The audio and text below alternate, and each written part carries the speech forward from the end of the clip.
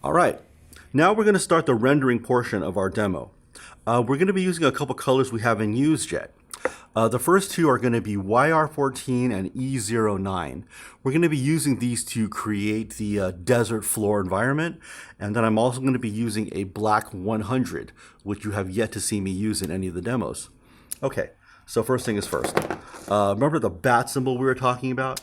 I'm going to go ahead and kind of render in just the lines for the bat symbol.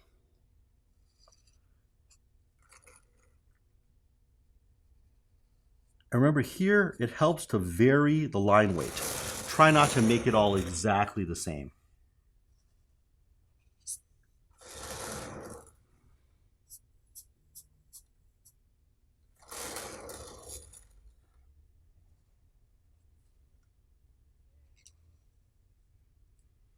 Remember to stay within the boundaries, okay?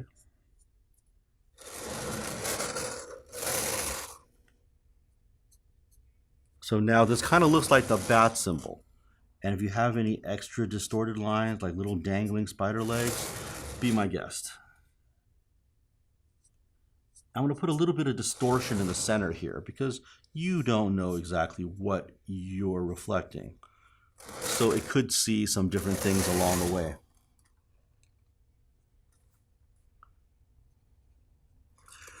Okay, now I'm going to use the gray markers. I'm going to be using 9, 7, and 5 to shade in the different parts of the mountain. All right. Actually, you know what? Let's use 7, 5, and 3. I don't think the mountains need to be quite so dark. So I'm going to start with the darkest part of the mountain. I'm going to start with the 7 here. And I'm just going to render in parts of it. There's not a right or a wrong here. So I'm just going to indicate that there are parts of it that are the 7 value. Okay. Now I'm going to take the 5 marker and I'm going to render in the other side where it's not quite as dark. And if you leave any white areas, that's okay too, because we don't know if it's a snow-capped mountain or whatever. And then the farthest most reaches, the background, we're going to be using a C3 just to indicate that there is something way, way in the back. Okay, now at this phase, we need a black Prismacolor pencil right away. I'm going to go ahead and just do a little detailing out on the mountains, because if we don't do it now, a lot of people tend to forget to do it at the end. So we might also just get it over with while we're here. And I'm just doing a little shading to make sure the mountains look believable. You know, kind of realistic looking.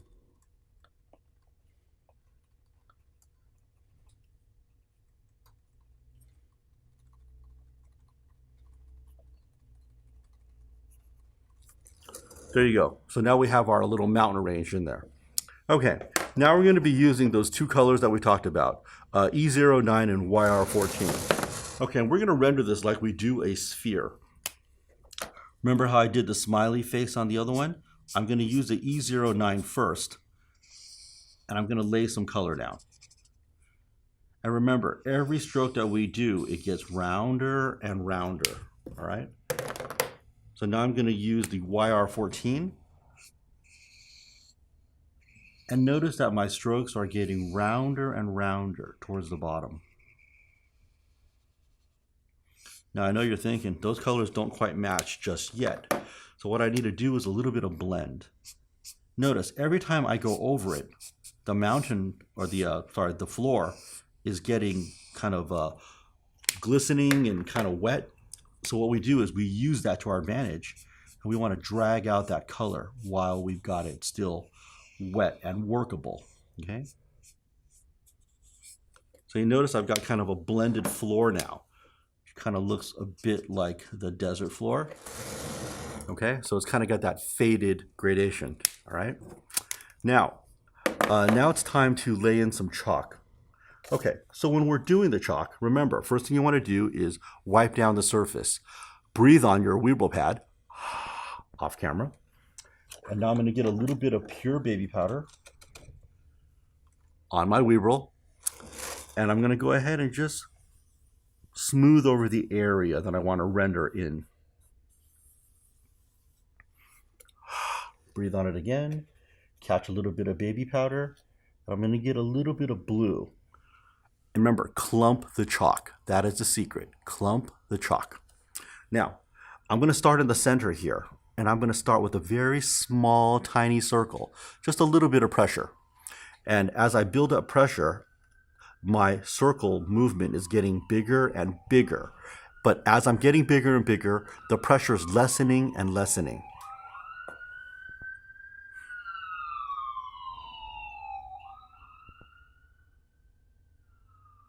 I hope you could edit that out.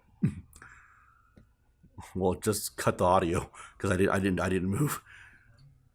Okay, so now what we're going to do is we're going to take the Weeble with the clump chalk, and we're going to start in the center. And remember, we want a nice smooth gradation, and we want to check it periodically. You see the intensity there in the chalk? And what I want to do is I want to fade it out, and I want to leave about a 1/4 inch all the way around, even over the mountain range. Okay.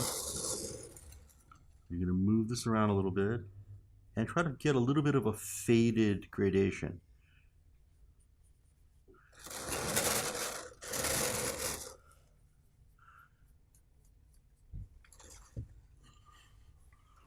Blow a little bit of that off. Make sure you got something on the floor to cover up so your carpet doesn't get all stained. Okay, now that I've kind of got my chalk laid out, remember I have a little bit of an intense area in the center. I want to keep that, okay? Now what I can do, if I want to do a little bit of a fancy technique here, I'm just going to get a little bit of orange. And what I'm going to do is I'm going to kind of just fill in the gap here along the mountain range and fade it into the blue. So what does that look like? That kind of looks like it's kind of a sunset sky, kind of a nice orangey feel to it. Okay. Now, on the outsides of your edge, if it's not totally clean and nicely faded, we can get a clean part of the Weeble and just gently go around the outside. It'll help create a nice little soft fade. Okay? Now here, if you need to do any erasing, use your kneaded eraser. Okay? Kneaded eraser, I generally try to erase in one direction only. And when I want to get into the tighter areas, I cannot hard erase. All I can do is just dab it to create a little bit of a blended area. So here, if I want to create a little bit of a white space, I can just kind of dab that area out. I want to save a little bit of white space over the mountain range. I can just dab that area out. Okay, so now right away, I'm going to need to clean up my lines. Okay, so I take my circle guide. I'm going to darken up the bottom area a little bit thicker, and I'm going to fade away near the top. Vignette, we call it.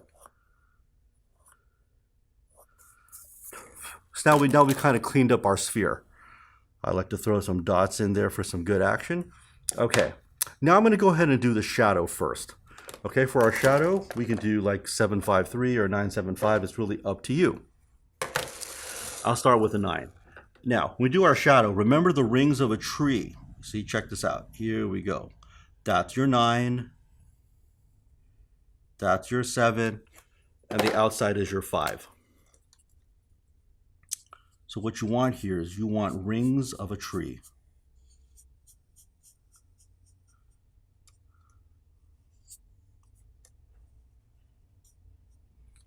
So we're coloring in those different ellipses. And take some time to blend your shadow out to look really nice.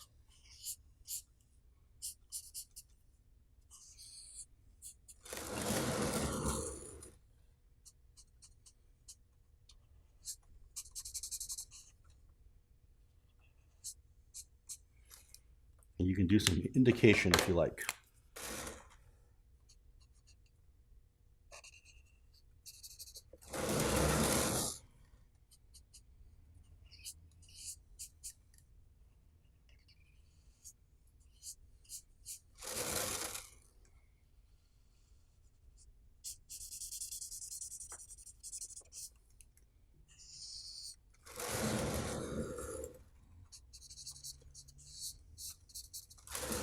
Now, if you find your blend isn't quite blended yet, we can go and add a little bit of the last color to get it kind of wet and glistening, and that's going to help you create your blend.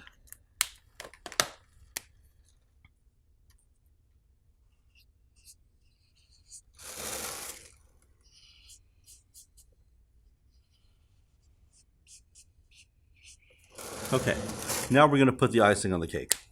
We're going to remember that little sunspot we talked about that's up here somewhere. I'm going to go ahead and take my white Prismacolor pencil and just make a little medium-sized ball. And then take my straight edge, and what I want to do is I want to draw a diagonal line that's cutting across the sphere. Don't worry if it goes into the shadow area, it's fine. And what I want to do is a little starburst, 90 degrees at the top. They don't all have to be exactly the same length. Okay, and then I'm going to take my white gel pen here, and I'm going to make a little dot here in the center. And I want it to be a little bit of a medium dot. Nothing too big, nothing too small. I'm just going to dab it a bit. Now along the way, if it's hitting anything interesting, I'm going to make some small indication marks along the way where it's just hitting some little interesting spots. Okay, now if I wanted to add a little bit of clouds to the scene, I can go ahead and just indicate with some squiggly lines that there are some clouds in the background.